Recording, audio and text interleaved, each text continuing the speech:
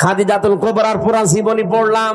জীবনে এক ওয়াক্ত নামাজ পড়েননি, একটা রোজা রাখেননি, জীবনে একদিনের জন্য পর্দায় থাকেননি, জীবনে একটা হজও করেননি, একটা টাকা যাকাতও দেননি। যেই ব্যক্তি মাহফিলে এসে বলে খাদিজা এত গবেষণা কইরা নাকি তিনি দেখছেন মা খাদিজাতুল কুবরা নামাজ পড়া নাই, জীবনও এক ওয়াক্ত, রোজাও একটা রাখে নাই, এমনকি পর্দাও নাকি করে নাই, অথচ মা খাদিজা হলো সেই খাদিজা ইসলামের ক্রান্তিকালে ইসলামের জন্য তার সকল সম্পত্তি ব্যয় করে দিয়েছেন, যিনি আমার নবী পাকের স্ত্রী ছিলেন, যিনি মুমিনের মা, যিনি মা ফাতেমার মা, যিনি হাসান হুসাইনের নানি। এরপর দেখেন রাহমাতুল আলামিনের সহধর্মিণী আমাদের মা, যেই খাদিজাতুল কুবরাকে স্বয়ং আল্লাহ নিজে সালাম দিছে। মা খাদিজাতুল কুবরা কি পর্দা করেন নাই, নামাজ পড়েন নাই? তো যেই ব্যক্তি বলে আমি এত পড়াশোনা করছি কোথাও পাই নাই, তো হেরা কি পড়াশোনা করছে জানেননি? এরা হেরার হুজুরের কথা আমল করছে, আর আমরা সরাসরি নবী পাকের নুরানি জবান মুবারকের কথা হাদিসে পাইয়া আমল করি। কথা বলেন ঠিক কিনা বলেন?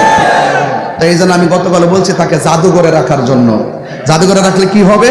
মানুষে বুঝবে যে আন্তর্জাতিক একটা মিথ্যাবাদী এই দুনিয়াতে ছিল, এই হলো আমির হামজা। কথা বলেন ঠিক কিনা বলেন? এবং শুধু তাই না, সে কয়েকদিন আগে, এক সপ্তাহ আগে বলছে আবু ভাই আমরা তো নবীজি তো ভাই কারোর জন্য দুই না, নবীজি তো আমাদের সব, এখানে যদি কেউ অন্যায় করে এটা বলতে হবে, কেউ মাইন্ড করেন না প্লিজ। সে গত সপ্তাহ বললো নবীজি নাকি সাংবাদিক ছিল।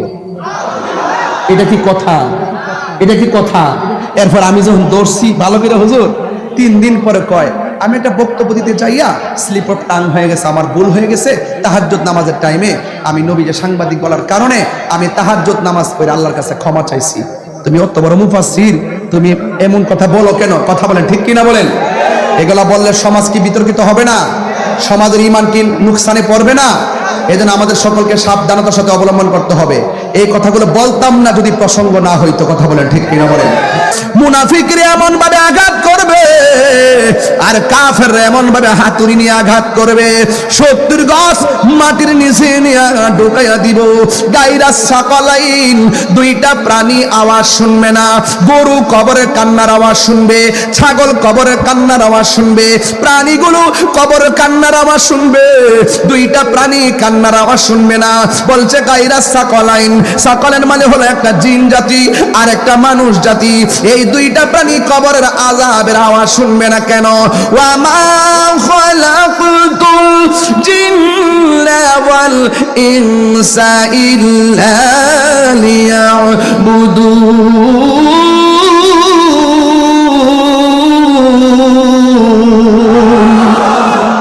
কারণ আল্লাহ রাব্বুল আলামিন এই দুইটা জাতিকে দুনিয়াতে পাঠাইছে ইবাদতের জন্য। এই জন্য মানুষ কান্নার আওয়াজ শুনবে না। কিন্তু আমার বড় কষ্ট লাগে, আমার ভাই এখানের মধ্যে আছেন, আমার ভাই উবদাতুল বাড়ি আবু ভাই আছেন, ওনার যদি যৌবন, ওনার যদি কিশোর বয়সের কথা বলি, ওনার একটা প্রশ্ন করবো। ভাই কবরে কয়টা প্রশ্ন করা হবে? ভাইয়া বলবেন 3টা। 1 নম্বর প্রশ্ন মার রাব্বুকা, শুনছেন না? আগে শুনছেন তো? মার রাব্বুকা অর্থ তোমার রবকে, আমার রবকে, শুনছেন না? এরপরে আমা দীনুকা, তোমার ধর্ম কি? বলেন না। ওয়ামা কুনতা তাকুলু ফি হক্কি হাযার রাজুল। এই যে হাদিসটা নিয়ে আসছে সহিহ হাদিস, এবং হাদিসটার মান হলো হাদিসে মুতাওয়াতির। এই হাদিসটা অস্বীকার করলে কাফের হবে। সেখানে প্রশ্ন করা হবে ওয়ামা কুনতা তাকুলু ফি হাযার রাজুল লি মুহাম্মদ, নবী সম্পর্কে দুনিয়াতে তুমি কি বলতে, নবী সম্পর্কে কি ধারণা করতে? প্রশ্ন করা হবে তোমার নবীকে, নবী সম্পর্কে কি বলতে? আর আমার দেশের কিছু মানুষ ওয়াজে উঠে বলে কবরে নাকি 3টা প্রশ্ন করা হবে। এর মধ্যে একটা হলো ওয়ামা দীনুকা। আমি প্রশ্ন করছি, উত্তর দেন। ওয়ামা দীনুকা, বলেন ওয়ামা দীনুকা। এটা ওয়ামা দীনুকা মানে কি? তোমার ধর্ম কি? জোরে, তোমার ধর্ম কি? এখন কিছু লোক বাইরে এসে বাইরে দেখো কবরে 2 নম্বর প্রশ্ন হবে আমার দীনুকা। এটার অর্থ হলো তোমার দলের নাম কি? এটা কি ব্যবসা না? এটা কি ব্যবসা না? বুঝে না ব্যবসা কোনটা, বুঝে না ব্যবসা কোনটা, বুঝবা তাহিরের সামনে আসলে বুঝবা কোনটা দুনিয়ার ব্যবসা, কোনটা প্রেমের ব্যবসা, কোনটা কি ব্যবসা সেটা বুঝবা ইনশাআল্লাহ। কথা বলেন ঠিক কিনা বলেন? হাত তুলে বলেন ঠিক কিনা বলেন? অন্তত পক্ষে তাহিরকে চাই বলো, ইসলাম নিয়ে হবে ব্যাখ্যা করার সুযোগ কাউকে দেওয়া হবে না। কথা বলেন ঠিক কিনা বলেন? সাবধানে ওয়াজ করেও আমার দিন কবর অনেকে 3টা প্রশ্ন হবে রাজনীতির প্রশ্ন। হ্যাঁ, 3টা প্রশ্নে রাজনীতির হবে। তোমার দলের নাম কি? তাহলে এটা কি অপব্যাখ্যা না ভাই? অপব্যাখ্যা না? এইভাবে মানুষকে প্রতারণা করবেন না। যেহেতু আমরা ধর্ম নিয়ে কাজ করি, ধর্মের অসঙ্গতি যেখানে হবে সেখানে আমরা রুখে দাঁড়াবো। এই আপনারা কেউ দেশ আসবেন, কেউ যাবে, এটাই স্বাভাবিক। কিন্তু ধর্ম এটা এমন একটি জায়গা, এটা শান্তির বার্তা দেয়। এই দেশে হিন্দু মুসলমান পাশাপাশি তারা তাদের পূজা করছে, আমরা আমাদের মাহফিল করছি, নামাজ পড়ছি, তারা তাদেরটা করবে, আমি আমারটা করব। তারা তাদেরটা যেভাবে করে সুন্দর হয় সেটাই করবে। আমি প্রয়োজন তাদেরকে নিরাপত্তার জন্য আমরা আমাদের জায়গা থেকে সিকিউর করব। কিন্তু এই নয় যে আপনি ওখানে গিয়ে বলবেন রোজার পূজা এক কতই। হিন্দুরা তো বলে না এই কথা যে আমাদের রোজা আমাদের এক কতই, এ পিটার ও পিঠ, এগুলো বলে? এগুলো কিন্তু বলবে না, সাবধান। এগুলো বলে আমাদের এই প্রজন্ম ধর্ম থেকে ছিটকে যাবে। কথা বলেন ঠিক কিনা বলেন? এরা প্রতারিত হবে। এ সমস্ত বিষয়গুলো আমাদের মুসলমানের জলাঞ্জলি, মুসলমানদের অস্তিত্বের জলাঞ্জলি দেয়। কথা বলেন ঠিক কিনা বলেন?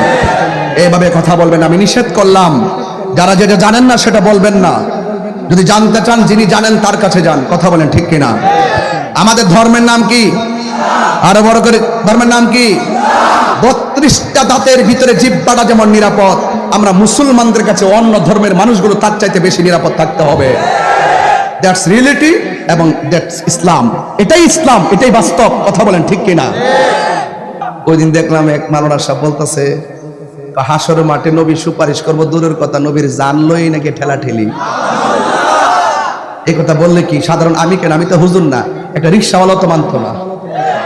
এতে কবে যে আমরা নামাজ রোজা এই ফুরি না ফুরি, নবী ছাড়া হাসর মাঠে কোনো গতি।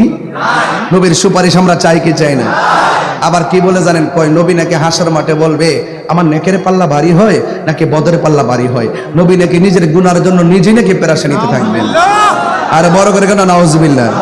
তো এই কথাগুলো যখন আমি তুলে ধরি তখন অনেকে মনে করেন আমি উগ্রতা ছড়াই, উস্কানি দেই, আমি বিভিন্ন কথা বলি। একটা লোক যদি অন্যায় করে তার প্রতিবাদ করা না হলে তার অন্যায়টা সঠিক হয়ে যায়। কথা বলেন ঠিক কিনা? এই জন্য আমরা ওই অন্যায়কারীকে প্রশ্রয় দিব না। যারা ভালো কথা বলে তাকে সহযোগিতা করব, যারা সীমা লঙ্ঘন করে আমরা তাদেরকে সহযোগিতা করব না। এই জন্য আমি বলতেছি, সবাই বলেন কঠিন হাসরের দিনে কে তোরাবে নবী বিনে, বলো কঠিন হাসরের দিনে কে তোরাবে নবী বিনে, দয়া করে তাই গো নবী হাসরের বেলায় বলো না, দয়া করে নবী হাসরের বেলায় পাইলে নিরালাই গো নবী পাইলে নিরালা। গোল্ড অফ মদিনা, সুন্নিয়তের অহংকার। কোন উগ্রতা থাকবে? মারামারি, আওয়াজ আসতে হবে না, জোরে হবে। কোন উগ্রতা, মারামারি, কাটাকাটি, সন্ত্রাসী, কোন উগ্রতা, শান্তি থাকবে।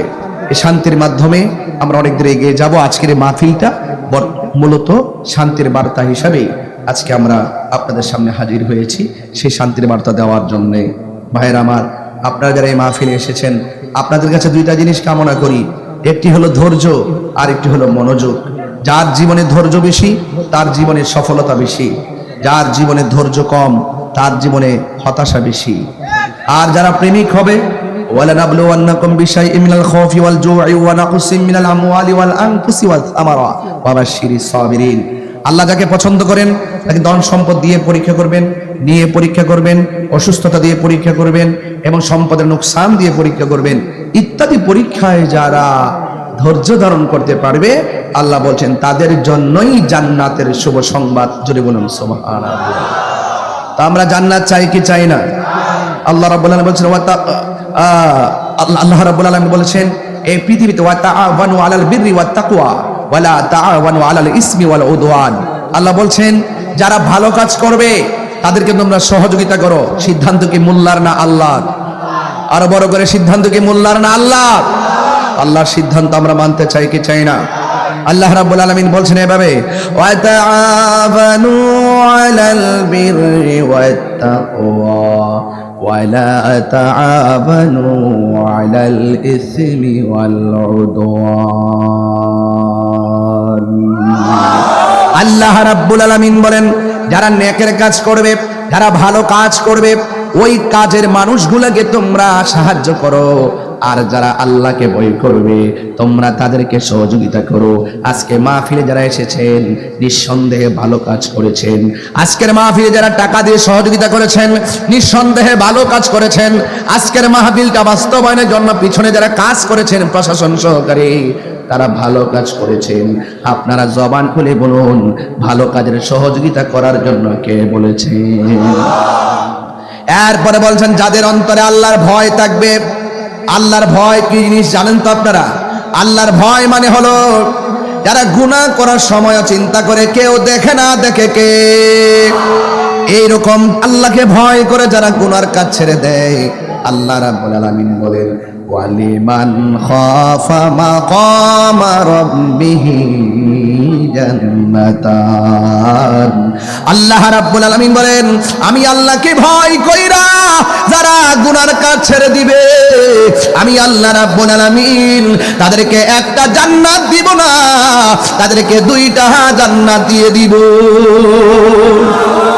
আল্লাহু আকবার বলেন না। জান্নাত দেওয়ার মালিক কে? দুনিয়াতে অনেকে জান্নাতের টিকিট বেচে, এটা চলবো? এটা পাবলিকে খাইবো? এটা তাহিরিরা খাইবো? জাহিরিরা খাইবো? এগুলোকে সুন্নি জনতা খায়। জান্নাত দেওয়ার মালিক কে?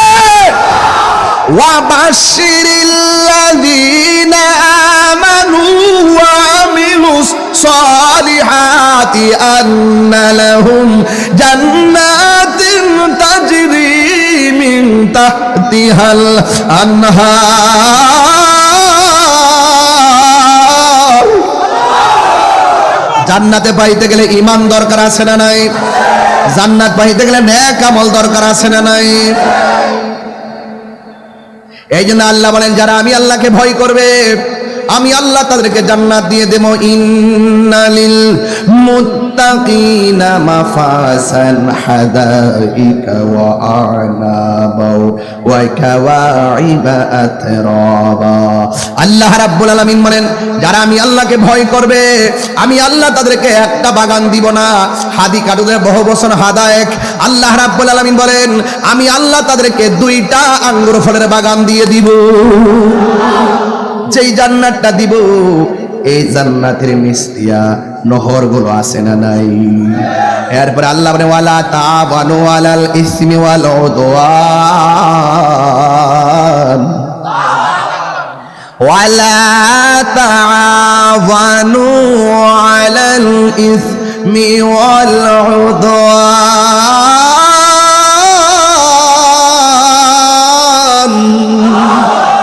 আল্লাহ বলে যারা গুনার কাজ করবে এদেরকে সহযোগিতা করা যাবে না, যারা সীমা লঙ্ঘন করবে এদেরকে সহযোগিতা করা যাবে না। যারা জ্যান্ত একটা মানুষ মারা যাওয়ার পরে কবরে দেওয়ার পর 14 দিন পরে কবর থেকে তুইল্লা যেই মুসলমান ওই লাশের গায়ের মধ্যে আগুন ধরায় দেয় এটা সীমা লঙ্ঘন। আল্লাহ বলে ওয়ালা তাআওয়ানু আলাল ইসমি ওয়াল উদওয়ান, যারা সীমা লঙ্ঘন করে এদেরকে সহযোগিতা করা যাবে না। ঠিক কিনা বলে? ঠিক কিনা বলেন? ইয়া রাসূল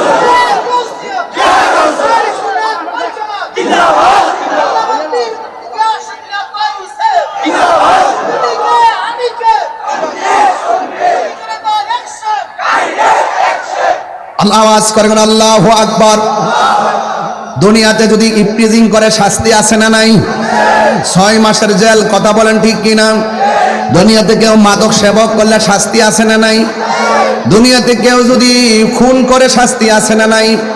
কিন্তু এই মানুষটা যখন মারা যায় তার ব্যাপারে দুনিয়ার কোন মানুষের অভিযোগ নাই। জবান খুলে কোন মারা যাওয়ার পরে বিচার করবে কে? আরো জোরে বলেন কে? এই জন্য যায় ভাইয়ের আমার আল্লাহ বলছেন ওয়ালা তাআওয়ানু আলাল ইসমি ওয়াল উদওয়ান, যারা গুনার কাজ করবে, যারা মানুষের সঙ্গে সীমা লঙ্ঘন করবে এদেরকে সহযোগিতা করা যাবে না। কথা বলেন ঠিক কিনা? এই মানুষগুলো চিনাইতে হবে, বুঝাইতে হবে। এই মানুষগুলো, আমাদের দেশের মধ্যে অনেক মানুষ আছে যারা স্বার্থের জন্য ইসলামটারে ব্যবহার করে। এটা কি রাজনীতি আলাপ? এটা কি রাজনীতি আলাপ? কোরআনে আছে না, সীমা লঙ্ঘনকারীকে আল্লাহ পছন্দ করেন? আমি যে তেলাওয়াত করি আপনারা কি শব্দ দূষণ মনে করেন? আমি তো চিল্লাই অভ্যাস। এরপর একটা মাহফিল করে আসছি, মাত্র 45 মিনিট হয়েছে। এরপর আমি বলতেছি, আপনারা কি কষ্ট পাচ্ছেন? আল্লাহকে সীমা লঙ্ঘনকারীকে পছন্দ করে? একটু আল্লাহর কোরআনটাতে দেখতে হবে, শুনতে হবে। আল্লাহ বলছেন, ইন্নাল্লাহা লা ইউহিব্বুল মু'তাদিন।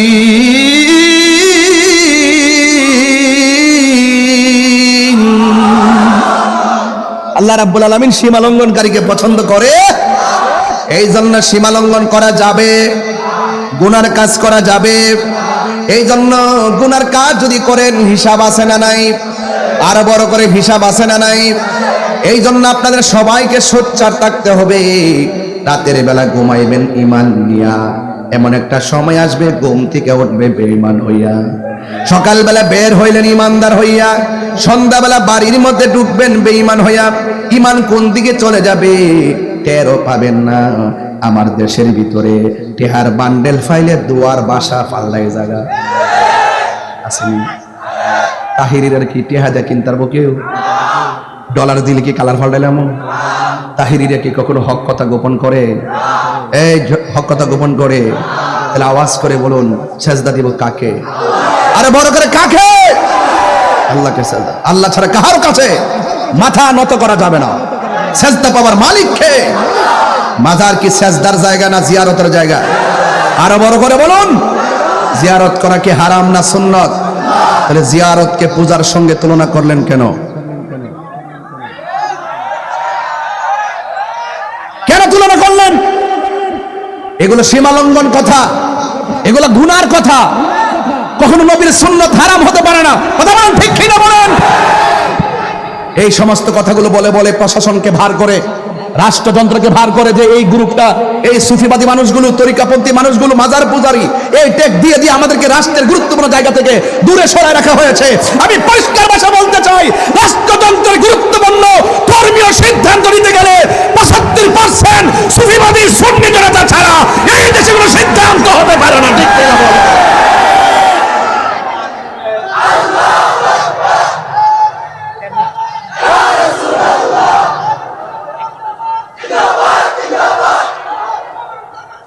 जिंदाबाद जिंदाबाद जिंदाबाद जिंदाबाद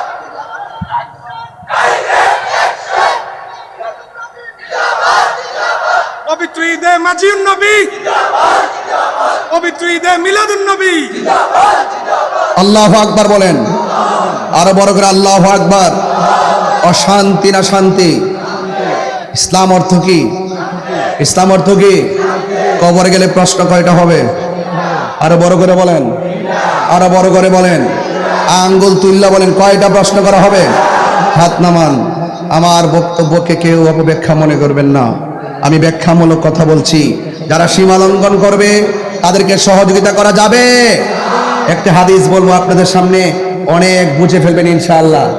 আল্লাহ রাব্বুল আলামিনের হাবিব আন আনাস রাদিয়াল্লাহু তাআলা আনহু قال সুবহানাল্লাহ বলেন না, قال رسول الله صلى الله تعالى عليه وسلم ان العبد اذا وضع في قبره, যখন মানুষকে কবরে নামানো হবে, বন্ধুরে যখন বান্দারে কবরে নামানো হবে, এই মানুষটা কি সহায় না অসহায়?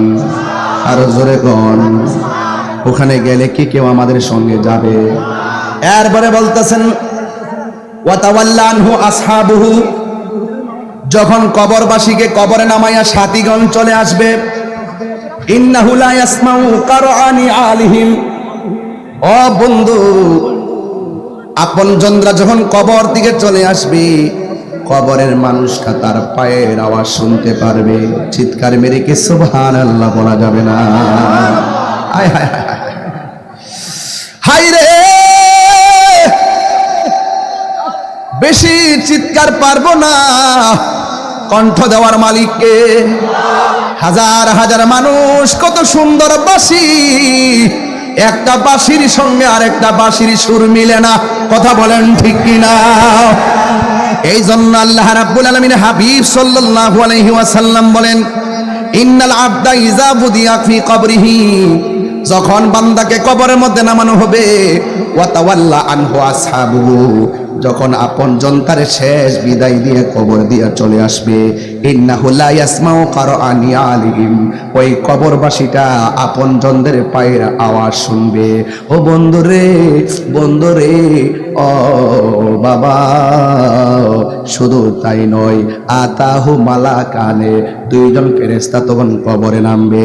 পায়া কোদানিহি, এরপরে কবরবাসীরা তুল্লা বসাবে, কাফনের কাপড়ের বানগুলো খুলবে এবং শরীরের বানগুলোকে বাস থেকে সরাইয়া কবরের মধ্যে তারে বসাবে। বসায়া ফায়া কুলানে, দুইজন ওই লাশটারে বলবে, মা কুনতা তাকুলু ফি হাযা রাজুলি মুহাম্মদ, এই নবী সম্পর্কে তোমরা দুনিয়াতে কি বলতে? নবীরে সম্পর্কে তোমরা কি বলতে? ফায়াকুলু, কবরবাসী বলবে, ফা আম্মাল মুমিন, যদি কবরবাসীটা মুমিন হয়, ফায়াকুলু বলবে, আশহাদু আন্নাহু আব্দুল্লাহি ওয়া রাসূলুহু, ওই কবরবাসী যদি মুমিন হয়, সে বলবে এই নবী হলো সেই নবী যিনি হলেন আমার আল্লাহর বন্ধু, আমি সাক্ষ্য দিচ্ছি তিনি হলো আল্লাহর বন্ধু, ওয়া রাসূলুহু, এবং আল্লাহর রাসূল। এরপরে ফায়ুকালু লাহু, ওই ফেরেশতাগুলা মুর্দাকে বলবে, উনজুর ইলা মাকাদিকা মিনান নার, তোমার বসার জায়গা থেকে জাহান্নামটা লক্ষ্য করো। জাহান্নামটা লক্ষ্য করার পরে ওয়া কাদ আবদালাকাল্লাহু বিহি মাকআদাম মিনাল জান্নাহ, কবরবাসী বলবে, আমি প্রশ্নের উত্তর দিয়েছি জাহান্নামের আগুন কেন? ফেরেশতারা বলবে, যদি তুমি উত্তর দিতে না পারতা, কবরটা জাহান্নাম হয়ে যেত। উত্তর দেওয়ার কারণে আবদালাকাল্লাহু বিহি মাকআদাম মিনাল জান্নাহ, আল্লাহ রাব্বুল আলামিন তোমার স্থানটারে জান্নাত বানায়া দিছে। এই আওয়াজে মানি না, জোরে জোরে বলেন না সুবহানাল্লাহ। তাহলে আমরা কি ইমানদার না বেঈমান? ইমানদারের নামাজ দরকার আছে না নাই? ও বন্ধু, ও আম্মাল মুনাফিক ওয়াল কাফের, যদি কবরবাসী মুনাফিক হয়, তারে প্রশ্ন করা হবে, ফায়ুকালু লাহু, কবরবাসীকে প্রশ্ন করা হবে, মা কুনতা তাকুলু ফি হাযার রাজুল, এই মুহাম্মদ সাল্লাল্লাহু আলাইহি সাল্লাম সম্পর্কে তোমরা দুনিয়াতে কি বলতে? দেখেন, মুনাফিকরা দুনিয়াতে যেমন মুনাফিকের উত্তর দেয়, কবরে যায়ও মুনাফিকের উত্তর দেয়। কবরে যায় কি বলে জানেন? লা আদ্রি, আমি জানি না। কুনতু আকুলু মা ইয়াকুলুন নাস, দুনিয়াতে মানুষের কাছ থেকে যা শুনতাম তাই বলতাম। এমন লোক আছে না নাই? কিতাব দেখে না, দলিল দেখে না, আমরার হুজুর কইছে, আমরা মাওলানা কইছে, আমরা রেমুক কইছে, তমুক কইছে।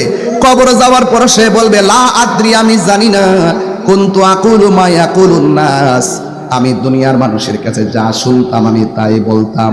ফায়ুকালু লাহু লা দারাইতু ওয়ালা তালাইতা, কবরে ফেরেশতারা বলবে, তুমি শিখলা না কেন? কোরআন দেওয়া হয়েছে, তুমি পড়লা না কেন? আল্লাহু আকবার কর না কেন? যারা বুঝে তাদের কাছে গেলা না কেন? এরপরে বলা হয়েছে, যখন সে উত্তর দিতে পারবে না, তখন কি করবে শোনেন। কয় ওয়ায়ুদরাবু বিমা তারিকি মিন হাদিদিন দরবাতান ফায়াসিহু সাইহাতান ইয়াসমাউহা মাইয়ালিহি গায়রা সাকালাইন। এরপরে মুনাফিক যখন উত্তর দিতে পারবে না, তখন হাতুড়িওয়ালা একজন ফেরেশতা কবরের মধ্যে নামবে, তার চোখ দিয়ে কোনো কিছু দেখবে না রে আমার কুমিল্লার বাবা, তার কান দিয়া ফেরেশতা কোনো কিছু শুনবে না। হাতুড়ি নিয়ে এমন ভাবে কবরবাসীর আঘাত করবে, মুনাফিকরে এমন ভাবে আঘাত করবে, আর কাফের এমন ভাবে হাতুড়ি নিয়ে আঘাত করবে, 70 গজ মাটির নিচে নিয়ে ঢুকাইয়া দিব। গায়রা সাকালাইন, দুইটা প্রাণী আওয়াজ শুনবে না।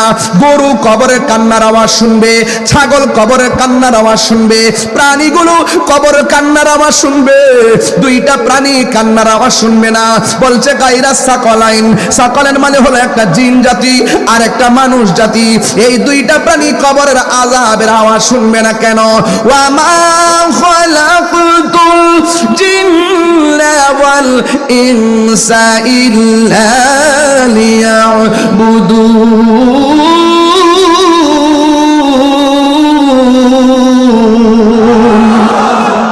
কারণ আল্লাহ রাব্বুল আলামিন এই দুইটা জাতিকে দুনিয়াতে পাঠাইছে ইবাদতের জন্য। এই জন্য মানুষ কান্নার আওয়াজ শুনবে না। কিন্তু আমার বড় কষ্ট লাগে, আমার ভাই এখানের মধ্যে আছেন, আমার ভাই উবদাতুল বাড়ি আবু ভাই আছেন, ওনার যদি যৌবন ওনার যদি কিশোর বয়সের কথা বলি, ওনার একটা প্রশ্ন করবো। ভাই কবারে কয়টা প্রশ্ন করা হবে? ভাইয়া বলবেন 3টা। 1 নম্বর প্রশ্ন, মার রাব্বুকা। শুনছেন না আগে? শুনছেন তো? মার রাব্বুকা অর্থ তোমার রবকে। আমার রবকে শুনছেন না? এরপরে আমার দীনুকা, তোমার ধর্ম কি? বলেন না। ওয়ামা কুনতা তাকুলু ফি হক্কি হাযার রাজুল। এই যে হাদিসটা নিয়ে আসছে সহিহ হাদিস, এবং হাদিসটার মান হলো হাদিস মুতাওয়াতির। এই হাদিসটা অস্বীকার করলে কাফের হবে। সেখানে প্রশ্ন করা হবে, ওয়ামা কুনতা তাকুলু ফি হাযার রাজুল লি মুহাম্মদ। নবী সম্পর্কে দুনিয়াতে তুমি কি বলতে, নবী সম্পর্কে কি ধারণা করতে? প্রশ্ন করা হবে তোমার নবীকে, নবী সম্পর্কে কি বলতে? আর আমার দেশের কিছু মানুষ ওয়াজে উঠে বলে কবরে নাকি 3টা প্রশ্ন করা হবে। এর মধ্যে একটা হলো ওয়ামা দীনুকা। আমি প্রশ্ন করছি, উত্তর দেন। ওয়ামা দীনুকা, বলেন ওয়ামা দীনুকা। এটা ওয়ামা দীনুকা মানে কি? তোমার ধর্ম কি? জোরে, তোমার ধর্ম কি? এখন কিছু লোক বাইরে এসে বাইরে কবরে 2 নম্বর প্রশ্ন হবে আমার দীনুকা। এটার অর্থ হলো তোমার দলের নাম কি? তো এটা কি ব্যবসা না? এটা কি ব্যবসা না? বুঝে না ব্যবসা কোনটা, বুঝে না ব্যবসা কোনটা। বুঝবা তাহিরের সামনে আসলে বুঝবা কোনটা দুনিয়ার ব্যবসা, কোনটা প্রেমের ব্যবসা, কোনটা কি ব্যবসা সেটা বুঝবা ইনশাআল্লাহ। কথা কোন ঠিক কিনা বলেন? হাত তুলে বলেন ঠিক কিনা বলেন। অন্তত পক্ষে তাহিরকে যাই বলো, ইসলাম নিয়ে অপব্যাখ্যা করার সুযোগ কাউকে দেওয়া হবে না। কথা বলেন ঠিক কিনা বলেন? নারে তাকবীর, নারে রিসালাত, নারে পাক পাঞ্জাতন, নারে হায়দারি, ইয়া আলী পবিত্র ঈদে মাজিউন নবী, পবিত্র ঈদে মাজিউন নবী, জিন্দাবাদ। পবিত্র ঈদে মিলাদুন নবী, শাহপুর দরবার শরীফ। আমার দীনুকা অর্থ কি? তোমার ধর্ম কি? আপনার ওয়াজ করে আমার দীনুকা কবর অনেকে 3টা প্রশ্ন হবে, রাজনীতির প্রশ্ন। হ্যাঁ, 3টা প্রশ্নে রাজনীতির হবে। তোমার দলের নাম কি? তাহলে এটা কি অপব্যাখ্যা না ভাই? অপব্যাখ্যা না? এইভাবে মানুষকে প্রতারণা করবেন না। যেহেতু আমরা ধর্ম নিয়ে কাজ করি, ধর্মের অসঙ্গতি যেখানে হবে সেখানে আমরা রুখে দাঁড়াবো। এই আপনারা কেউ দেশ আসবেন, কেউ যাবে, এটাই স্বাভাবিক। কিন্তু ধর্ম এটা এমন একটি জায়গা, এটা শান্তির বার্তা দেয়। এই দেশে হিন্দু মুসলমান পাশাপাশি তারা তাদের পূজা করছে, আমরা আমাদের মাহফিল করছি, নামাজ পড়ছি। তারা তাদেরটা করবে, আমি আমারটা করব। তারা তাদেরটা যেভাবে করে সুন্দর হয় সেটাই করবে। আমি প্রয়োজন তাদেরকে নিরাপত্তার জন্য আমরা আমাদের জায়গা থেকে সিকিউর করব। কিন্তু এই নয় যে আপনি ওখানে গিয়ে বলবেন রোজার পূজা এক কতই। হিন্দুরা তো বলে না এই কথা যে আমাদের রোজা আমাদের এক কতই, এর পিঠার ও পিঠ, এগুলো বলে? এগুলো কিন্তু বলবে না, সাবধান। এগুলো বলে আমাদের এই প্রজন্ম ধর্ম থেকে ছিটকে যাবে। কথা বলেন ঠিক কিনা বলেন? এরা প্রতারিত হবে। এই সমস্ত বিষয়গুলো আমাদের মুসলমানের জলাঞ্জলি, মুসলমানদের অস্তিত্বের জলাঞ্জলি দেয়। কথা বলেন ঠিক কিনা বলেন? এইভাবে কথা বলবেন। আমি নিষেধ করলাম, যারা যেটা জানেন না সেটা বলবেন না। যদি জানতে চান, যিনি জানেন তার কাছে যান। কথা বলেন ঠিক কিনা? আমাদের ধর্মের নাম কি? আরো বড় করে, ধর্মের নাম কি? 32টা দাঁতের ভিতরে জিহ্বাটা যেমন নিরাপদ, আমরা মুসলমানদের কাছে অন্য ধর্মের মানুষগুলো তার চাইতে বেশি নিরাপদ থাকতে হবে। দ্যাটস রিয়েলিটি এবং দ্যাটস ইসলাম। এটাই ইসলাম, এটাই বাস্তব। কথা বলেন ঠিক কিনা? এটাই সত্য। কিন্তু অন্য কোনো ধর্মের মানুষের উপরে কোনো জুলুম করা যাবে, কোনো কিছু চাপিয়ে দেওয়া যাবে, তাদের কোনো ক্ষতি করা যাবে? আপনার কাজ ধর্মের দাওয়াত দেওয়া। কথা বলেন ঠিক কিনা বলেন? এই জন্য আমার যুবক ভাইয়েরা, আমি প্রায় মাহফিলের মধ্যে বলি, কবরের ভিতরে যাওয়ার আগে সোজা হওয়ার দরকার আছে না নাই? আপনারা বড় করে বলুন, ইজ্জতের মালিক কে? আমার নবীকে জানের চাইতে বেশি ভালোবাসতে হবে। আমার নবীকে নিজের মার চাইতে বেশি ভালোবাসতে হবে। নবীর ভালোবাসার চাইতে যদি দুনিয়ার কোন নেতারে বেশি ভালোবাসো, আপনি কোনোদিন ইমানদার হতে পারবেন না। কথা বলেন ঠিক কিনা? পাইলে নিরালাহি গো নবী, পাইলে নিরালাই, পাইলে নিরালাহি গো নবী। আরে দুই কদমে চুমু খাবো, দুই কদমে চরণে ধুলি মাখে বগাই, পাইলে নিরালাই গো নবী, পাইলে নিরালাই। আমার নবী নূরের নবী, আমার নবী জিন্দা নবী, বলো আমার নবী, আমার নবী জিন্দা নবী, দয়া করে থাই গো নবী, মরণের বেলায় বলো না দয়া করে, মরণের বেলায় পাইলে নিরালাই গো নবী, পাইলে নিরালাই, পাইলে নিরালাই গো নবী, পাইলে নিরালাই। দুই কদমে চুমু খাবো, দুই চরণে ধুলি মাখে বগাই, পাইলে নিরালাই গো নবী, পাইলে নিরালাই। কঠিন হাসরের দিনে কে তোহরাবে নবী বিনে, সুবহানাল্লাহ বলবেন না? ওই দিন দেখলাম এক মাওলানা সাহেব বলতেছে হাসরের মাঠে নবী সুপারিশ করবো দূরের কথা, নবীর জান লই নাকি ঠেলা ঠেলি।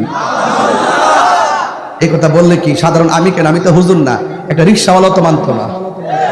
এতে কবে যে আমরা নামাজ রোজা এই ফুরি না ফুরি, নবী ছাড়া হাসরের মাঠে কোনো গতি, নবীর সুপারিশ আমরা চাই কি চাই না। আবার কি বলে জানেন, কয় নবী নাকি হাসরের মাঠে বলবে আমার নেকের পাল্লা ভারী হয় নাকি বদরের পাল্লা ভারী হয়, নবী নাকি নিজের গুনার জন্য নিজেই নাকি পেরেশানিতে থাকবেন। আর বড় করে কেন নাউজুবিল্লাহ। এই কথাগুলো যখন আমি তুলে ধরি তখন অনেকে মনে করে আমি উগ্রতা ছড়াই, উস্কানি দেই, আমি বিভিন্ন কথা বলি। একটা লোক যদি অন্যায় করে তার প্রতিবাদ করা না হলে তার অন্যায়টা সঠিক হয়ে যায়। কথা বলেন ঠিক কিনা? এই জন্য আমরা ওই অন্যায়কারীকে প্রশ্রয় দিব না, যারা ভালো কথা বলে তাকে সহযোগিতা করব, যারা সীমা লঙ্ঘন করে আমরা তাদেরকে সহযোগিতা করব না।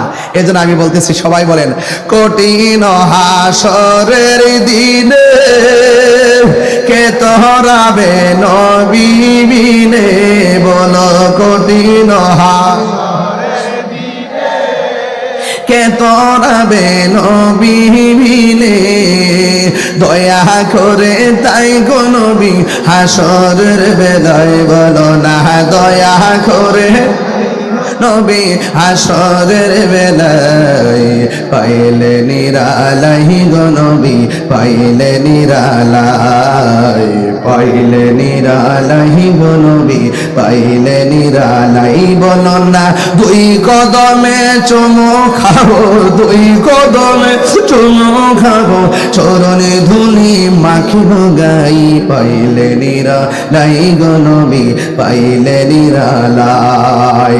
একদিন স্বপ্নে দেখলে যারে সব গোনা জড়িয়া পড়ে, একদিন স্বপ্নে দেখলে হে সব গুনাহ জড়িয়া পড়ে, দয়া করে তাই গো নবী নিদানের বেলায় বলো না দয়া করে নবী, নিদানের বেলায় পাইলে নিরালাই গো নবী, পাইলে নিরালাই, পাইলে নিরালাই গো নবী, পাইলে নিরালাই। জোরে জোরে কি আল্লাহু আকবার বলা যাবে না? নামাজের দরকার আছে না নাই? আরো বড় করে বলা আছে না নাই? আল্লাহ রাব্বুল আলামিন আমাদেরকে দুনিয়াতে পাঠাইছেন একমাত্র আল্লাহর গোলামি করার জন্য। আর আমার নবীকে জানের চাইতে বেশি ভালোবাসতে হবে। নবীরে ভালোবাসার সিস্টেম যদি বুঝতে চান, সাহাবারা নবীকে কেমনে ভালোবাসছে ওই দেশে যাওয়া লাগবে।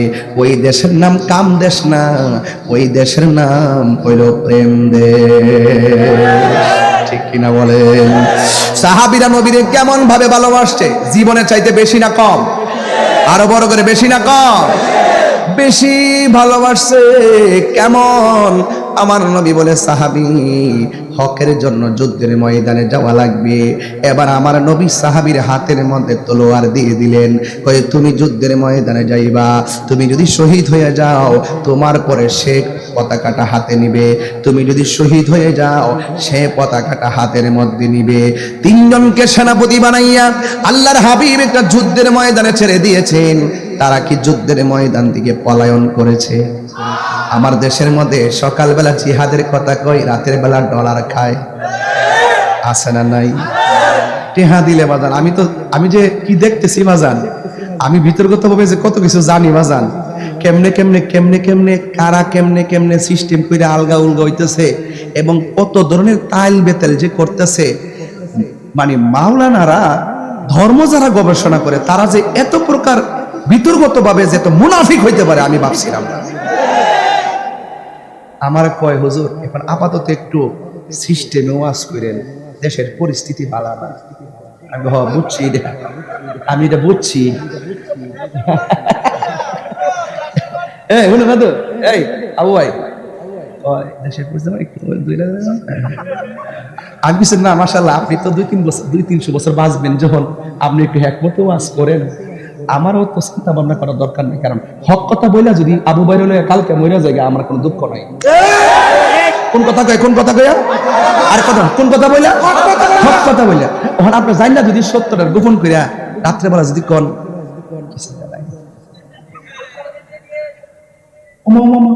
মৌলবী শব্দে সকালবেলা রং আরেকটা ধরছে, এটা কি তা? আবার নিজের মধ্যে একটা গ্রুপ আছে, এক গ্রুপে 3 ভাগ, তুই থাকবি বিপক্ষে আর আমি থাকবো পক্ষে, আর তুই বান্ডিল দিন লইবে। গ্রুপ একটাই, ভাগ করছে 3টা, অর্ধেক জায়গায় এর সাথে অর্ধেক জায়গায় এর সাথে। এই লোকগুলো হলো মুনাফিক। এই মুনাফিকদের জন্য এই দেশের মাটিও রিস্কে আছে, ধর্ম রিস্কে আছে। কথা বলেন ঠিক কিনা? সুন্নিরা দেশ রক্ষা এবং ধর্মের সুরক্ষায় কথা বলে। এজন্য আমাদের ইতিহাস জানা দেখেন, আমরা কোনোদিন কোন চেয়ারের জন্য লবিংও করি নাই, কাউকে যায় ধরিও নাই। আমরা বলছি ভাই রে, আপনারা আপনাদের মতো চলতে থাকেন। এই দেশের ইঞ্চে ইঞ্চে মাটি নিয়ে যদি কোনো ষড়যন্ত্র হয়, ধর্ম মদিনাওয়ালার সেই প্রেমের ধর্মকে নিয়ে যদি কেউ অপব্যাখ্যা করে আমাদের ধর্মের সুরক্ষার জায়গাকে কলুষিত করতে চায়, তাদেরকে চেক দিয়ে রেখে আপনারা আরো 100 বছর থাকেন। প্রয়োজনে আমরা কাজে লাগান। আমরা দ্বারা আমরা পারি আর না পারি কিন্তু আপনার ক্ষতি করতাম না। আমরা যাই করি না করি দেশের ক্ষতি করব না, ধর্মের ক্ষতি করব না। এই দেশে 53 বছর পর এরপরে আইসাও আমরা প্রমাণ করতে সক্ষম হয়েছি যে কি সবাই তো মৌলবী, এই গ্রুপটারা বালা মনে হয় রে। সারা জীবন কারেন্টে চলছিলাম রে, এরা দিলুম গিতলে থেকে চা বিস্কুট খা, সুযোগ পাইলে দি ফানুস সাহেবের মতো আবার ফোনা দিয়া সুবল মারে। সিন্নারে কেন ভাইসা ভাইসা সিন্নারে কেন? কিছু লোক আছে, সবাই না, কিছু লোক আছে ফাগল হেফাগল, আর এবার হেফাগল। এই ফাগল কি গড়ে আগুন লাগলে আগুন লাগতো না? সুস্থ মানুষের কাজ কি এই ফাগলটার একটু দূরে রাখা। ওই আরেকটা ফাগল, আরেকটা ফাগল, এই কোটা একটু কমাই দে রে বাবা, বাইরে বাইরে করতেছে, বিল্ডিং টিল্ডিং আছে তো, একটু এই কোটা কমাই রাখ। একটা ফাগল গত 25 দিন আমার মাথাটা পুরো নষ্ট হয়েছে। সে বলতেছে নবীজির স্ত্রী মুমিনদের মা খাদিজাতুল কুবরা রাদিয়াল্লাহু তাআলা আনহা জীবনে নাকি নামাজ পড়ে নাই, রোজা রাখে নাই, জীবনে নাকি পর্দাই করে নাই। অথচ উনি কিন্তু বড় হুজুর, উনিও। ওনার নামটা কি? আমির হামজা। সুন্দর একটা কথা বলছেন। আমি তাদের হাইকমান্ডও বলে দিছি যে এগুলো একটু সামলান বাবা রে, এগুলা কি করেন একটু সামলান। নবীর আপনি যদি সরাসরি কোরআন সুন্নাহর বাহিরে কথা বলেন, আমরা কি ছাইড়া দিব? আমরা তো এই দেশ নিয়ে আছি, আমরা অন্য দেশ নিয়ে নাই। আপনি আপনার মতো চলেন, কিন্তু আপনি যখন কোনো অপব্যাখ্যা করবেন আমরা আপনাকে ধরবো। এই যে দেখেন একটা হাদিস আমি কালকা বাইর করছি, আউয়ালু মান সাল্লামা আন নবী সাল্লাল্লাহু আলাইহি সাল্লাম খাদিজাতুল কুবরা রাদিয়াল্লাহু তাআলা আনহা, সুম্মা আলী ইবনে আবি তালিব রাদিয়াল্লাহু তাআলা আনহু, সুম্মা জাফর রাদিয়াল্লাহু তাআলা আনহু। হযরতে যায়েদ ইবনে হারেসা বলতেছেন, আউয়ালু মান সাল্লামা আন নবী সাল্লাল্লাহু আলাইহি সাল্লাম, নবীজির সাথে পৃথিবীতে সর্বপ্রথম যে মহিলাটা নামাজ পড়ছে ওই মহিলাটা হলো মা খাদিজা। এরপরে কেডা? ও আলী ইবনে আবি তালিব রাদিয়াল্লাহু তাআলা আনহু, সুবহানাল্লাহ বলবেন না? এরপরে যেটা ওয়া জাফর রাদিয়াল্লাহু তাআলা আনহু। এত বড় সহিহ দলিল থাকার পরও যেই ব্যক্তি মাহফিলে এসে বলে খাদিজা, এত গবেষণা কইরা নাকি তিনি দেখছেন মা খাদিজাতুল কুবরা নামাজ পড়া নাই, জীবনও এক ওয়াক্ত, রোজাও একটা রাখে নাই, এমনকি পর্দাও নাকি করে নাই, অথচ মা খাদিজা হলো সেই খাদিজা ইসলামের ক্রান্তিকালে ইসলামের জন্য তার সকল সম্পত্তি ব্যয় করে দিয়েছেন, যিনি আমার নবী পাকের স্ত্রী ছিলেন, যিনি মুমিনের মা, যিনি মা ফাতেমার মা, যিনি হাসান হুসাইনের নানি। এরপর দেখেন রাহমাতুল লিল আলামিনের সহধর্মিণী আমাদের মা, যেই খাদিজাতুল কুবরাকে স্বয়ং আল্লাহ নিজে সালাম দিছে। নারে তাকবীর, নারে রিসালাত, নারে রিসালাত, আহলে সুন্নাত ওয়াল জামাত, পবিত্র ঈদে মাজিউন নবী, পবিত্র ঈদে মিলাদুন নবী, শাহপুর দরবার শরীফ, আলা নবী সাহেব কেবলা, পীর মুফতি গিয়াসউদ্দিন তাহিরি সাহেব। আমি মনে হয় একটু চিল্লাচিল্লি বেশি করতেছি আজকে। আমি কিন্তু খুতবা পড়ি নাই রাত্র বেশি হওয়ার কারণে, আর কিছুক্ষণের মধ্যে বাস শেষ করে দিলাম। কারণ আমি যেই সময় যেভাবে রাত্র বেশি হয়েছে, যাই বলেন কালকে শুক্রবার, আমার অনেক কাজও আছে। মারহাবা জোরে গণ, তাহলে আওয়াজ কি আর 2 ঘন্টা। হ্যাঁ, তুমি তো ওয়াজ করো না, যে ওয়াজ করে হ্যাঁ না বুঝে আওয়াজ করে কোন আল্লাহু আকবার। মা খাদিজাতুল কুবরা কি পর্দা করেন নাই? নামাজ পড়েন নাই? তো যে ব্যক্তি বলে আমি এত পড়াশোনা করছি কোথাও পাই নাই, তো হেরা কি পড়াশোনা করছে জানেননি? হেরার হুজুররা কথা আমল করছে, আর আমরা সরাসরি নবী পাকের নুরানি জবান মুবারকের কথা হাদিসে পাইয়া আমল করি। কথা বলেন ঠিক কিনা বলেন? তো এই জন্য আমি গতকাল বলছি তাকে জাদুঘরে রাখার জন্য। জাদুঘরে রাখলে কি হবে? মানুষে বুঝবে যে আন্তর্জাতিক একটা মিথ্যাবাদী এই দুনিয়াতে ছিল, এই হলো আমির হামজা। কথা বলেন ঠিক কিনা বলেন? এবং শুধু তাই না, সে কয়েকদিন আগে, 1 সপ্তাহ আগে বলছে আবু ভাই, আমরা তো নবীজিত ভাই কারোর জন্য 2 না, নবীজিত আমাদের সব। এখানে যদি কেউ অন্যায় করে এটা বলতে হবে, কেউ মাইন্ড করেন না প্লিজ। সে গত সপ্তাহ বললো নবীজি নাকি সাংবাদিক ছিল। এটা কি কথা? এটা কি কথা? এরপর আমি যখন দৌড়ছি ভালো করে, হুজুর 3 দিন পরে কয় আমি একটা বক্তব্য দিতে চাইয়া স্লিপ অফ টাং হয়ে গেছে, আমার ভুল হয়ে গেছে। তাহাজ্জুদ নামাজের টাইমে আমি নবীকে সাংবাদিক বলার কারণে আমি তাহাজ্জুদ নামাজ পড়ে আল্লাহর কাছে ক্ষমা চাইছি। তুমি অত বড় মুফাসসির, তুমি এমন কথা বলো কেন? কথা বলেন ঠিক কিনা বলেন? এগুলা বললে সমাজ কি বিতর্কিত হবে না? সমাজের ঈমান কি নুকসানে পড়বে না? এজন্য আমাদের সকলকে সাবধানতার সাথে অবলম্বন করতে হবে। এই কথাগুলো বলতাম না যদি প্রসঙ্গ না হইতো। কথা বলেন ঠিক কিনা বলেন? নবী ডাক দিয়ে কয় জাফর, ওই যে জাফর, যে জাফর, ও জাফর তুমি একটা কাম করো। আব্দুল্লাহ ইবনে রাওয়াহাকে বলছেন তুমি তলোয়ারটা হাতে নাও। সুন্নাত নয় শুধু দাওয়াতের মেহমান, সুন্নাত নয় শুধু খাওয়া শেষে মধুপান, আরো কিছু সুন্নাহ আছে তুমি জানো কি? জানলেও জীবনে কখনো তা মানো কি? জানলেও জীবনে কখনো তা মানো কি? ও বন্ধুরে, আর ডানে বামে জুড়ে আওয়াজ না করে নীরবে বুঝাইয়া দিয়া যায়। আল্লাহর হাবিব বলেন, ও আব্দুল্লাহ ইবনে রাওয়াহা, তোমার হাতের মধ্যে তলোয়ারটা লও, যুদ্ধের ময়দানে যাইবা। তোমার পরে তলোয়ারটা জাফর ইবনে আবি তালিবের হাতে দিবে, এরপরে খালিদ ইবনে ওয়ালিদের হাতে যাবে। আল্লাহর হাবিব গায়েবের খবর দেনওয়ালা, যেমনে সিরিয়ালটা এঁকে দিয়েছেন এমন ভাবে শহীদের সিরিয়াল শুরু হয়ে গেছে। হযরত আব্দুল্লাহ ইবনে রাওয়াহা তলোয়ার নিয়ে যখন যুদ্ধের ময়দানে গেছে, ওই মুহূর্তে এমন ভাবে যুদ্ধ শুরু করলে, আপনারা আওয়াজ করে বলেন, আব্দুল্লাহ ইবনে রাওয়াহার গায়ের মধ্যে গায়ের জোর না বেলায়েতের জোর। এবার তিনি যুদ্ধ শুরু করলেন। আপনারা আওয়াজ করে বলুন, যার কেউ নাই তার কে আছি। এবার আব্দুল্লাহ ইবনে রাওয়াহা যুদ্ধ শুরু করলো। আমার নবী যেইভাবে সিরিয়ালটা দিয়ে দিয়েছেন, এমন ভাবে আমার নবীর সিরিয়াল মোতাবেক হযরতে আব্দুল্লাহ ইবনে রাওয়াহা যুদ্ধের ময়দানে শহীদ হয়ে গেছি। দিলটা নরম করে দেন। যুদ্ধের ময়দানে যখন শহীদ হয়ে গেল, এরপরে জাফর ইবনে আবি তালিবের হাতের মধ্যে তলোয়ারটা নিয়ে নিলেন। একজন শহীদ হয়ে গেল। আপনারা জবান খুলে বলেন, আমার নবী যদিও যুদ্ধের ময়দানে যায় নাই, কিন্তু মসজিদ থেকে সেই যুদ্ধের চিত্র আমার নবী দেখার ক্ষমতা আছে না নাই? আবার হযরত জাফর ইবনে আবি তালিবের হাতের মধ্যে নিলেন। তিনি এমন ভাবে যুদ্ধ শুরু করলেন। যুদ্ধ করতে করতে এমন এক অবস্থা, চতুর্দিকে শূন্যতারে বের দিল। দেওয়ার পরে একটা বিয়াদব আইসা জাফরের ডান হাতের মধ্যে একটা কোপ মারছে, অর্ধেকটা হাত কাইটা ফলাইছে। আপনারা বলেন, আমার হাতের মধ্যে যদি মাইক্রোফোনটা থাকে, আমার হাত যদি অর্ধেকটা কেটে যায়, একটু লেগে থাকে, আমি যতই চেষ্টা করি মাইক্রোফোনটা তুলতে পারবো না। অথচ 1-1.5 কেজি 2 কেজি ওজনের তলোয়ার গুলো তিনি তুলতে পারেন না। এবার তিনি তলোয়ারটা বাম হাতের মধ্যে নিলেন। বাম হাতের মধ্যে নিয়ে তিনি দাঁড়ায় দাঁড়ায় বাম হাতে যুদ্ধ করতেছেন। কিন্তু তারা নবীর কথা কেমন মানেন, নবীকে কেমন ধারণ করেন, ইসলামকে কেমন ধারণ করেন, আল্লাহর হুকুম কেমন মানেন, ইন দি মিন টাইমে বাম হাতটা এমন ভাবে ঝুলতেছে। বাম হাতটা যখন ঝুলতেছে, তিনি মনে মনে ভাবলেন, আমি যুদ্ধ করতে অসুবিধা হইতেছে, আমি মন মতো যুদ্ধ করতে পারতেছি না ডান হাতের কারণে।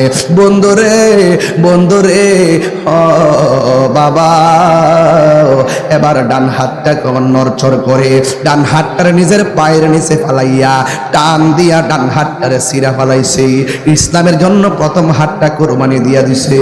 এরপরে বাবা হাতের মধ্যে তলোয়ারটা নিয়ে যুদ্ধ করে গো, একটা বিয়াদব বাম হাতের মধ্যে এমন জোরে একটা কোপ মারছে। কোপ দেওয়ার পরে বাম হাতটা কেটে ফেলে দিল। এবার তলোয়ারটা মাটির মধ্যে পড়ে গেল। দাঁত দিয়া কামড় দিয়া তলোয়ারের মাথার মধ্যে দইরা তলোয়ারটা নিয়ে সোজা হইয়া দাঁড়ায় গেছে। 2 হাত দিয়া দর দর করে রক্ত ঝরে রে আমার কুমিল্লার বাবা। ইন দি মিন টাইমে দাঁত দিয়া তিনি তলোয়ারটা ঘুরাইতে থাকে। আল্লাহু আকবার জোরে বললে আমার আল্লাহ খুশি হইয়া যাবে। হায় রে, বিয়াদবরা চোখের মধ্যে আঘাত করলো, বুকের মধ্যে আঘাত করলো, করতে করতে মাটির মধ্যে ফেলে দিল। হঠাৎ করে আমার আল্লাহর হাবিব বলতেছেন, তোমরা জানোনি আমার জাফর যুদ্ধের ময়দানে শহীদ হয়ে গেছে, আমার জাফর যুদ্ধের ময়দানে শহীদ হয়ে গেছে। তোমরা জানোনি আমার জাফর কি করুণ ভাবে শহীদ হয়েছে, ডান হাত কেটে ফেলেছে, টান দিয়া ডান হাতটারে সিরা বাম হাতের মধ্যে তলোয়ারটা নিয়ে গেছে, বাম হাতটারে কেটে ফেলেছে, তলোয়ারটারে কামড় দিয়া দাঁত দিয়া ধরছে। ও আমার যুবক ভাইয়েরারি, ও মুরব্বী আব্বারা, ও পর্দার আড়ালের মা বোনেরা, এলাকার গণ্যমান্য ব্যক্তিবর্গ একটু খেয়াল দেন রে আবা। ও বন্ধু, আমার নবী বলে, ও পৃথিবীর মানুষ, তোমরা জানোনি আমার জাফর দুনিয়াতে হাত কুরবানি দিছে, নিজের জীবনটারে কুরবানি দিয়া দিছে। তোমরা জানোনি আমার জাফর দাম আল্লাহ কত বাড়াইবো। আমার নবী আপনার নবীকে সাহাবায়ে কেরাম বলেন, ইয়া রাসূলুল্লাহ, নবী গো, ও মায়ের নবী কেমন বাড়াবে? আল্লাহর হাবিব বলেন, হাসরের ময়দান যেদিন কায়েম হবে, ওই কঠিন মুসিবতে মানুষ যেদিন নাফসি নাফসি বলে কাঁদবে, ওই কঠিন মুসিবতের সময় শাফাআতি লি আহলিল কাবাইর মিন উম্মতি, আমি আমার উম্মতের জন্য যেদিন হাসরের ময়দানে শাফাআতের ফাইলটা আমি নবী উকিল হইয়া, আমার উম্মত যখন আসামি হবে, উম্মতের পক্ষে আমি উকিল হইয়া আল্লাহ পাক যেদিন হাকিম সাজবেন, ওই হাকিমের সামনে শাফাআতের ফাইলটা আমি ডিল করব। ওই কঠিন মুসিবতের সময় আমি আল্লাহর পক্ষ থেকে শাফাআত করার পরে আমি যখন সুপারিশ করব, আল্লাহ আমার সুপারিশ যখন গ্রহণ করবেন, আমি সব উম্মতগুলোকে বেছে বেছে আলগা আলগা করব। করার পরে সব উম্মতকে নিয়ে আমি জান্নাতের দিকে রওনা দিব। ও কুমিল্লার বাবা, জবান খুলে বলুন, ও আমার আদর্শ সদরের বাবারা, বাজগড্ডার বাজারের বাবারা, আপনারা আওয়াজ করে বলুন, আমার নবীর সঙ্গে আমরা জান্নাতে থাকতে চাই কি চাই না? আল্লাহর হাবিব কয়, আমি সবার জন্য সুপারিশ কইরা আমি যখন রওনা দিব, আমি একটা উটের উপরে উঠব। উটের নাম হলো কাসুয়া। সুবহানাল্লাহ। কয়েকটা প্রাণী বেহেশতে যাবে, একটা হলো মাছ। কি? কোন মাছটা? তেলাপিয়া বলি তোর মাথা জানোস তা মানুষ থেকে ঠেলাতে কয়েলা আছে বুঝতে পারি কি তারে বলি কথা তেলাপিয়া বলি তেলাপিয়া বলি কি অবস্থা দোস্ত আবার সামনে বইছে ওটা দিকে মারহাবা গো পাগল আছে ভক্ত ভক্ত অনেক ভক্ত ভক্তরা খুব শক্ত এই জন্য শাসন করি প্রয়োজনে সে আবার ইসলামের জন্য রক্ত দিতে রাজি আছে তেলাপিয়া পুরো ওয়াশটার দিস একবারে বাংলাদেশে ঢুকাইয়া প্রাণ দয়ালে রে গৃহস্থেরা দলে দলে হাঁস মুরগি কতই পালে সন্ধ্যা হলে ডাক দিয়া লয় ঘরে যার যত পালিত ছিল সকল রে তো ঘরে নিল আমি একা রইলাম অন্ধকারে প্রাণ দয়ালে রে সন্ধ্যা হইল ডাক দিলে না মরে আর হে লইছে তেলাপিয়া লইয়া তেলা হ্যাঁ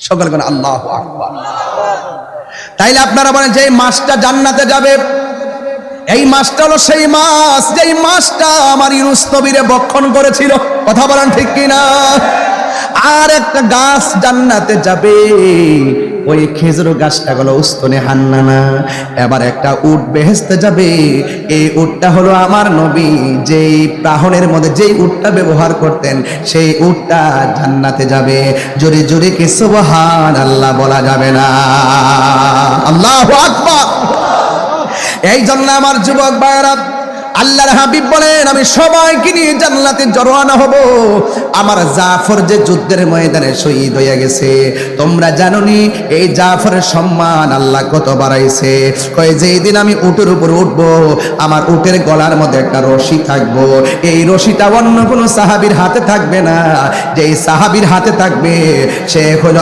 আযানের পাখি ইসলামের প্রথম মুয়াজ্জিন যার নাম হলো হযরতে বেলাল নাম কি চেহারা কি খুব সুন্দর ছিল সুর কি খুব ভালো ছিল দাঁতগুলা ছিল উঁচা উঁচা এত কালো ছিল নিগ্রুর মতো কিন্তু তিনি আল্লাহর কাছে অনেক প্রিয় ছিল তিনি যখন আজান দিত তার আজানের প্রেমের ধাক্কা আরশে আজিমের মধ্যে লাগতো আল্লাহু আকবার আল্লাহু আকবার আল্লাহু